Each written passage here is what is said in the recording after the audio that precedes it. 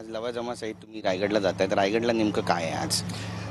आपल्याला माहीत असेल तर सन्मान्य राजसाहेबांनी याच्या आधी जेव्हा एका मेळाव्याला संबोधित केलेलं त्याच वेळेला ते म्हणाले की ज्या पद्धतीने मराठी माणसाच्या जमिनी या प्रोजेक्टच्या नावाखाली याच्या नावाखाली घेतल्या जात आहेत, विकत घेतल्या जात आहेत आणि त्या बदल्यात जो रोजगार इथल्या भूमिपुत्रांना मिळाला पाहिजे तो रोजगार मिळताना दिसत नाही आणि शेवट जमिनी विकून त्यातनं काय फायदा होणार आहे लोकांना.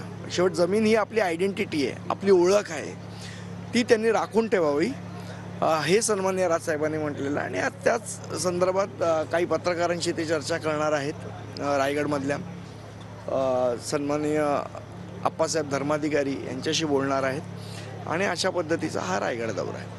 आज शेवट मराठी माणसाचं अस्तित्व या महाराष्ट्रात टिकणं गरजेचं आहे, ज्याला नख लावण्याचा प्रयत्न बऱ्याचदा होताना आपल्याला दिसतो. मला असं वाटतं ते अस्तित्व राहणं आणि टिकणं हे जास्ती महत्त्वाचं आहे. कॅमेरा पर्सन योगेश गुरवचा, गिरीश गायकवाड, TV9 मराठी.